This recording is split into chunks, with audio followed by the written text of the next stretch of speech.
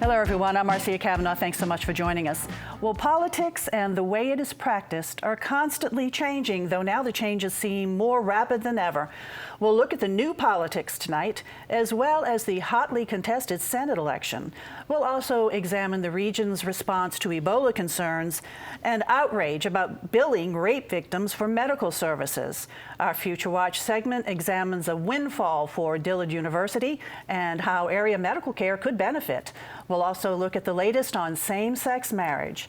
Joining us are tonight's Informed Sources, Errol Laborde, producer of Informed Sources, Rebecca Catalanello, reporter, NOLA.com, the Times-Picayune, Don Ostrom, our Future Watch reporter, and Stephanie Grace, columnist, the New Orleans Advocate. First over to Rebecca, talking about Ebola, which of course everybody is talking about right now and really very concerned about it. You've been covering how local authorities are preparing, just in case, to deal with it. Are we prepared? Well, I think the answer that you get when you ask that question is, of course, we're prepared. We've been dealing with infectious disease for a long time in New Orleans and in Louisiana. Our doctors are trained. But I think that when you speak with public officials and public health officials, they'll tell you that they're very glad that it happened in Dallas first. I mean, they may not say that on the record, but I think that everybody's learning from what have been reported missteps in Dallas. So what is the protocol? And like you said, everybody says that we are prepared. And I know certainly hospitals in the past and in the region, there have been hazmat drills, et cetera, stuff like that. So does that make them feel that they are more prepared for something like this, or is this something really unique? I think every agency has its emergency preparedness training that it goes through. One of the things that I've been looking at is the implications of the Ebola test time turnaround on our ability to respond. And if you saw what happened in Dallas, Mr. Duncan was placed in isolation 24 hours before they even drew his blood to try to find out whether he had Ebola. And then it took another about 24 hours after that, or 48 hours for them to say that he was positive for Ebola. And what I've been asking here is how could that test turnaround time how could that test turnaround time affect our ability to communicate to the public about it? And I think it's very clear that I talked to one state official today who said they're reviewing that process, the time that it takes to decide, yes, we need to test this person with laser-like focus to make sure that they respond much more quickly if it were to present itself here. And I think you're seeing everybody's on heightened alert. I mean, we've had to check out numerous reports or tips of people who have Ebola showing up in our hospitals, all of which have been unfounded so far. But it's good to know that at least here people seem to be asking the questions. And I think this is happening in communities everywhere because of what we saw happen in Dallas. I think it's important for people to know how it's transmitted, and more importantly, how it's not transmitted. I mean, if you're in a crowd on Canal Street, that doesn't mean you're going to be catching it. Right. It has to come into your body through fluid, which is, it has to enter you through some orifice or through a wound, through bodily fluid that is infected, that comes from an infected person. This is what puts the medical workers at most risk, I think, in our community for getting it. And I think that that's why they are particularly on heightened alert. I know yesterday Jefferson Parish officials came together to just sort of once again review their plans. Earlier in the week, Orleans did. Are those officials, the people who are attending these meetings, are they also transportation authorities too, who do attend to make sure that our train station, airport, etc. Our airport was there. Yeah, everybody's, I think, supposedly in communication about this. And also something that sort of jumped out at me with the case, the second incidents in Texas, where the police officer who had gone to Mr. Duncan's apartment, even after Mr. Duncan was not there anymore, he felt ill. And the first thing he did is he went to an urgent care center. And the word was immediately put out, if you don't feel good, don't do that. I mean, are the urgent care centers being factored into this planning too? The CDC has issued guidance for basically every potential encounter that a sick person can have with anybody. The medical infrastructure, clinics, clinicians, coroners. I mean, everybody has guidance for how to deal with a potentially sick person. And the first thing that everybody in medicine who's coming in contact with these people are told is to, figure out what their symptoms are, immediately ask, what their travel history has been, and if they've come in contact with anybody who potentially could have been infected with Ebola. The travel history is essential. And so the message was basically call 911 if you feel like you have been exposed. Yeah. I mean, do not call 911 just for anything, but if you feel that you have been exposed, and don't necessarily go to an urgent care Even center. if you don't have symptoms, you should do that. Right. yeah, you should go to you should call 911. You should go to your ER. But if you go to the urgent care clinicians should also be ready for this. I mean, you have to expect that these people are going to come out from any, go to help wherever they can. And I think that the onus is on urgent care, medical workers in every capacity. Every which way that you can come in contact with a potential patient, you need to be ready. Thanks a lot, Rebecca. Stephanie, let's talk politics now. Okay. We are in really the midst of a U.S. Senate race, and there was a debate.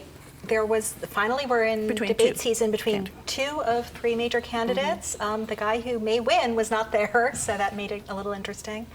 And that's Cassidy. That's Bill Representative Cassidy. There's a lot of debate over the debates this year, as I think a lot of people have picked up. Excuse me. Bill Cassidy, the Republican frontrunner of the two Republicans, the guy who really is kind of neck and neck with Mary Landrieu in a lot of the polls, has decided to really take kind of a front-runner strategy and not participate in a lot of debates. Mary Landrieu's dying to debate. She really wants to go one-on-one with him because he's, part of the reason is he's really running this very, he's running as a Republican, basically. I'm the Republican. Stake of the Senate might be up. She is a Democrat. She votes with Harry Reid. She votes with Barack Obama.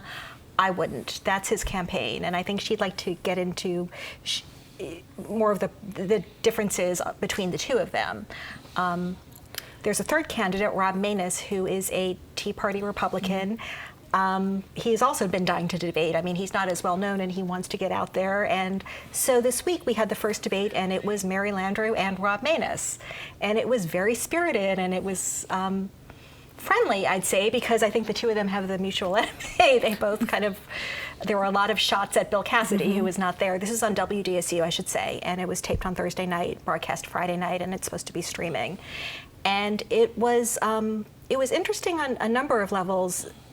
One was how often Mary Landrieu in particular found a way to criticize Bill Cassidy for not being there. She basically said he's afraid to go before voters. I thought he was afraid of me. He's afraid of you. He's afraid to answer for her record. I mean, she's really working it. But he has agreed to two debates. But he has agreed to two debates, and the first one is this coming Tuesday on Louisiana Public Broadcasting. And I'm actually one of the questioners on that. So are you really? Well, Great. We'll be looking for you. I It also wanted you to touch on the fact that Mary Landrieu had a big change in her campaign. She did. She has a new campaign manager less than a month before Election Day, which is... How do we read that? It's pretty unusual. I mean, she's often had campaign shakeups, but never this close to the end. And I think you saw some of the signs of it, of a change in attitude a little bit in this debate. She was very focused on, I think, getting her voters out. She was a little less focused on trying to win swing voters and say, I'm really not that different from a Republican, which is sometimes what she does. She was very focused on minimum wage, gender equity, defending her vote on the Affordable Care Act very confidently, and talking about some of the very popular provisions of that would go away if it were taken away.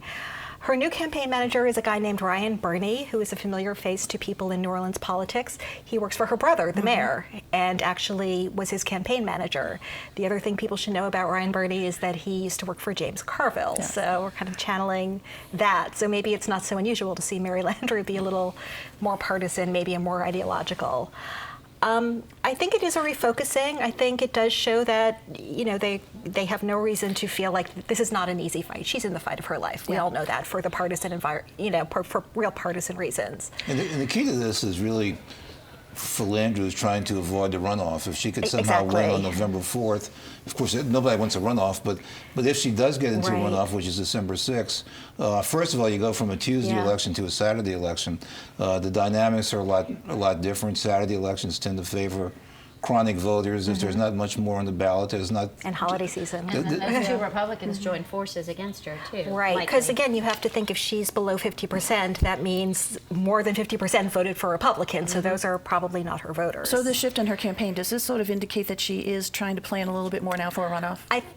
No, I think it's more she's focused to going try for to her dig- voters. I think okay. she's boy did To really she talk take it the about first women time? a lot during this debate. It's really interesting. I think that she's really identifying the groups that she thinks are strong for her and going for them, and that includes New Orleanians. And again, this is someone who's run a New Orleans election. Okay, speaking of New Orleans elections and elections in New Orleans, Yes. Errol, things have sort of changed a little bit, the landscape for politics. Well, kind of thinking through the way politics has just changed. So I guess over the last few years, and we've come up with a list, and Stephanie, I invite you to join me on this, but the politics is played a little bit differently, especially as we've been watching this campaign. Let's see this list right now that Errol's talking about. There we go. There you go, okay. One is like the decline of street organizations. I mean, there's still activity out there, but with loss, especially in black politics. Remember the days of Soul and Bowl and Bill Jefferson's organizations on election day. I mean, you go down Louisiana Avenue, Yeah, the buses out. okay, and you see hundreds and hundreds of signs out And the there. ballots everywhere. Yeah, There are there's many not that fewer kind of now. activity. You still see people out there mostly on street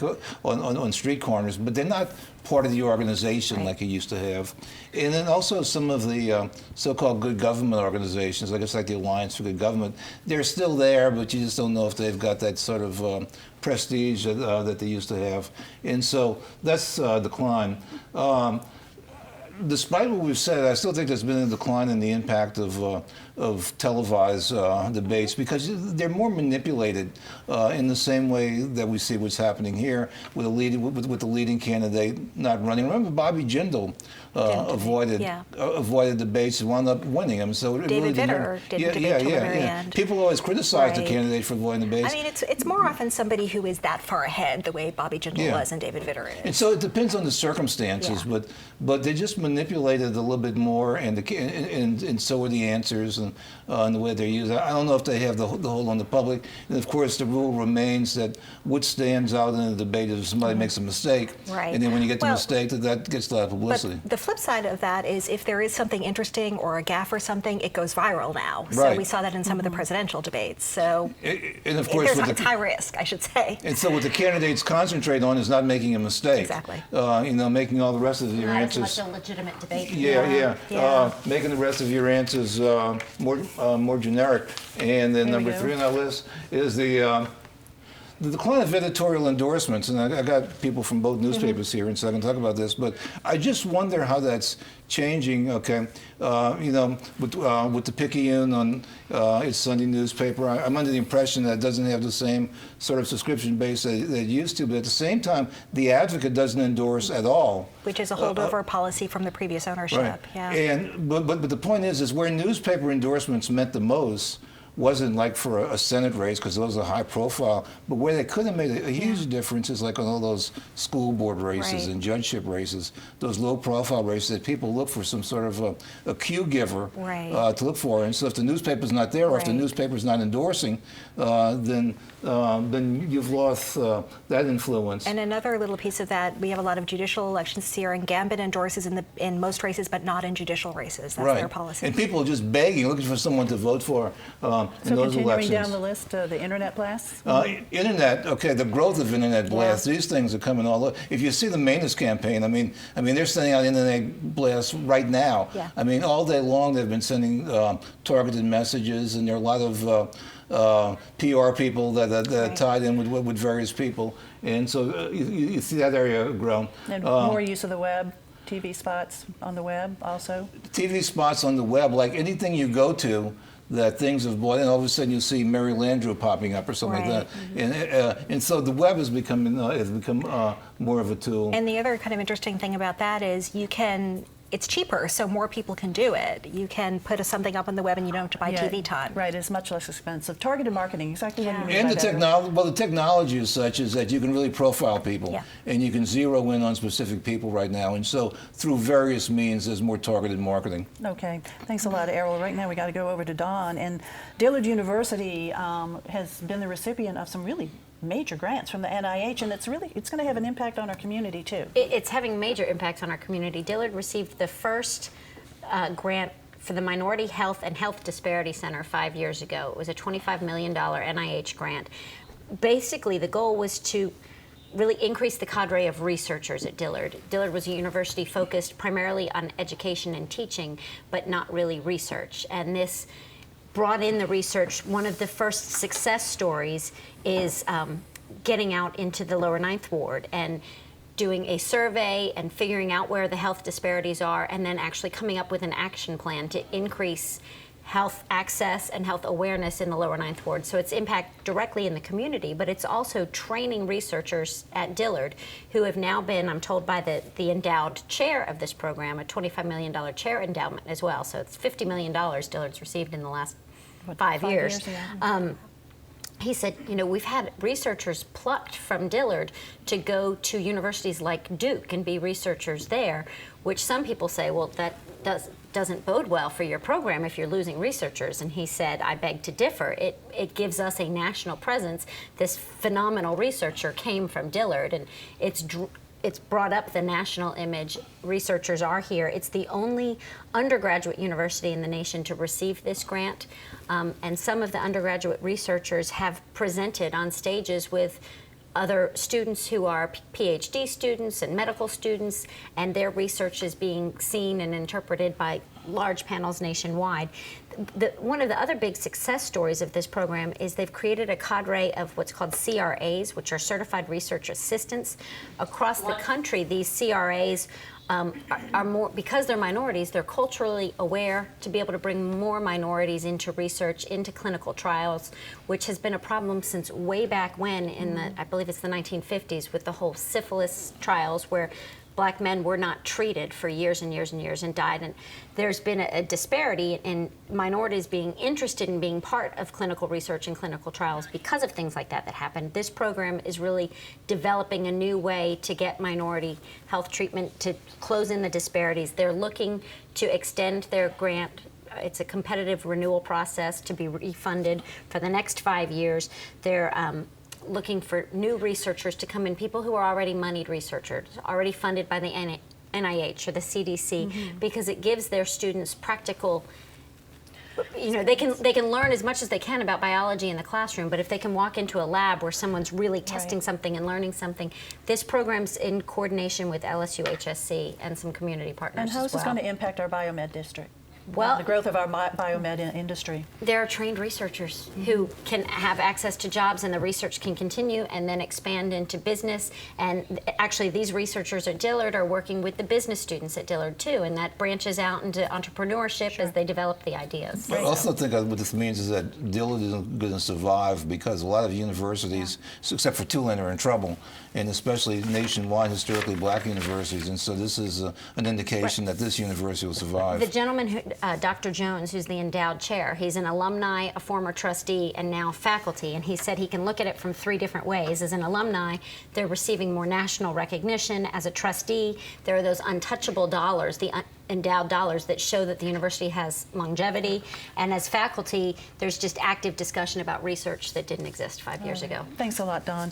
Rebecca, going to go back over to you. You did a story that was kind of eye-popping to a lot of folks, and that is sexual assault victims are actually being charged for their medical expenses when they seek medical help.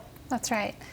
So imagine being assaulted and then reporting to the ER, your local ER, as you're encouraged to do after you get raped, to seek medical attention, going through 4 to 6 hours of having evidence collected from your body and being interviewed about what happened to you, going home trying to restart your life, and then a few weeks, or in one case, a year later, receiving a bill for thousands of dollars for the care that you received at the hospital.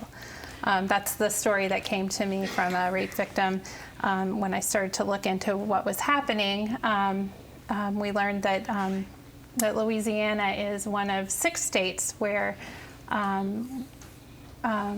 the onus for paying for forensic medical exam for rape victims is placed on the parish government or the local governments. But that's not exactly what's happening in all of our parishes. So it's uneven. For one thing, the costs that are being charged to assault victims is not for the forensic exam.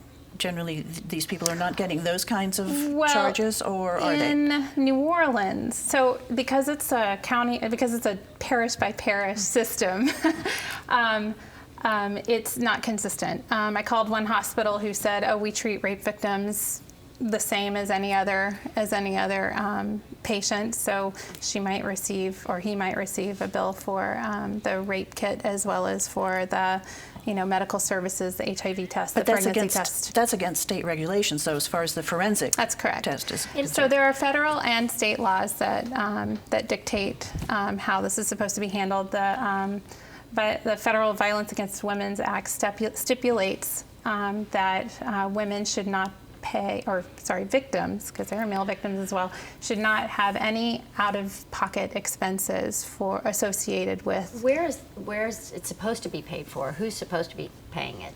I'm not saying the victim should, but Right. So every state handles it differently. The government or another entity should be paying for it under the federal guidelines. And in here the it's parish by state, parish. It says specifically in our state regulations that the parish governing authority is responsible for the costs associated with the evaluation. You discovered it varies from hospital to hospital, though. Yeah. It's just not an even thing. Right. So what's going to be done about this to make it more uniform? Well, I think we'll see. I think the story did elicit a lot of response from our lawmakers. On October 20th in Baton Rouge, there's going to be a meeting of lawmakers where they are going to discuss this and the campus rape issue. It seems like it's pretty clear that they want to act and make this. So quickly, not we an should issue note that anymore. there is a fund that can pay for these costs, but the victim has to meet certain criteria. So the way that the law is written, the forensic medical exam, which is collection of evidence from your body, is supposed to be covered by the governing authority. The medical costs associated, the additional medical costs associated with that can be reimbursed to you by the Crime Victims Reparations Fund.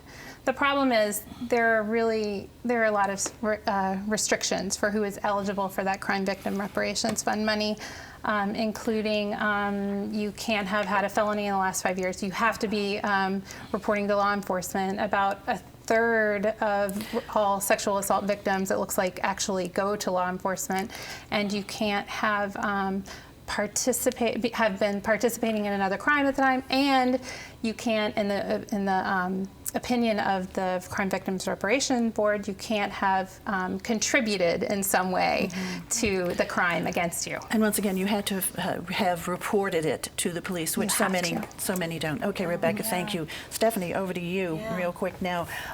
Same-sex marriage. You had a really great column in the paper today about that, and saying it could all come down to the Fifth Circuit. It could. It's really interesting. All eyes on New Orleans, maybe. That's because the Supreme Court this week surprised a lot of people, actually, and decided not to hear some appeals, a number of appeals from different parts of the country, really trying to settle this thing once and for all, because we have, at this point, I think 32 states where it is either same-sex marriage is either legal or will soon become legal based on appeals courts' decisions. And it leads to all sorts of problems. People can't, moving from state to state, and how to file taxes and parental rights, a lot of issues here. And what this means basically is that all of the standing appeals court decisions stand. So those cover those states. We have our appeals court, the Fifth Circuit here in New Orleans, which covers not just Louisiana but Mississippi and Texas, is about to hear an appeal from the Louisiana case, which you'll remember the Louisiana District Judge Martin Feldman is the only judge in the whole country who has upheld a same-sex marriage ban. There's also a Texas case, and both of them are being expedited, so they're going to be heard next month. It's interesting. What the Supreme Court did, I think, leads to two scenarios, both of which may hinge on the Fifth Circuit. I mean, there are other circuits out there. There could be other decisions. But some people are reading it as the court doesn't really want to deal with it. They want to wait and see if all the different appeals courts just decide the same thing and it becomes legal nationwide. So all eyes on the court for that. If not, if there is an appeals court that decides differently and upholds same-sex marriage bans, a lot of people think it could be the Fifth Circuit because it's the most conservative in the country. And that would set up a conflict that the Supreme Court would have to resolve.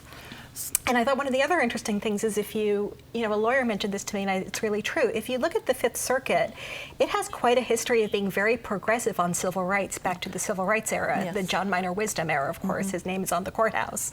And, you know, really furthering the cause of desegregation and being kind of courageous on that front. And the court has really changed. It's very, very conservative now. And on other social issues, it's shown itself to be that way. So a lot depends on which of the, you know, several judges will be chosen to hear the case. So a lot depends on which judges they are. And so the hearing, this has all been expedited, right? It's been expedited. So the Louisiana case is supposed to be heard. The hearing hasn't been scheduled, but the briefs are due in November. Okay, thanks a lot. So it's moving quickly, and it could move through here. Okay, always interesting. Thanks a Yeah. lot, Stephanie. All right, time for looking ahead. Errol. Well, they always say the most lucrative of conventions are when doctors come to town, and starting tomorrow, 15,000 anesthesiologists from 90 countries are coming here for a convention. And tomorrow, Governor Jindal is going to speak to them. And I'm just tempted to say, like, when the governor speaks to anesthesiologists, you hope he doesn't put them to sleep. Okay, Rebecca, follow that one. Well, some of my fellow reporters have been doing a really nice series about, or hauntings, however you want to look at it, about deaths in our local Orleans Parish Prison. You'll see more of that this weekend. And it continues. Yes. The deaths in the Orleans Parish Prison. Okay, Yes. thanks, Rebecca. Deutsches Haus kicks off 3 weekends of Oktoberfest this weekend. They're down to what should be their last 3 years in a different location, with 2017 Oktoberfest being at the new location on Bayou St. John. So their last 3 years at this Their last- location, which yes, is a last nice 3 location. years. It's fun to go out there. It is a really, really nice looking location out in Kenner. Stephanie. Speaking of fun, it's budget season in New Orleans. That's always fun. It yeah. is. The mayor is going to be presenting his budget in mid-October. He moved it up from November when it used to be. We have a month and a half of hearings. The backdrop is going to be the referendum on whether taxes can be raised, which is going to happen right in the middle of it. Right in the middle, really. That's going to make Yeah. a big difference one way or the other. Thanks a lot, Stephanie. Thanks you guys for being here, and thank you all so much for joining us. And of course, we want to see you again next week for Informed Sources. Have a good evening.